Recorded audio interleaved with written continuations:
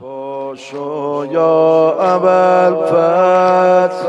بغضی تو گلومه پیش دشمنامون حرف از آبرومه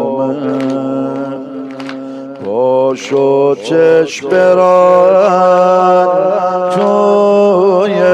خیمه اطفال مشک آب و بدار ربد اصغر ازار خودت بگو چجور ابوالفضل بدم جواب بچه ها رو بلند شو از جا و نگاه کن هل هل آی دشمنا رو آبرو داره حسین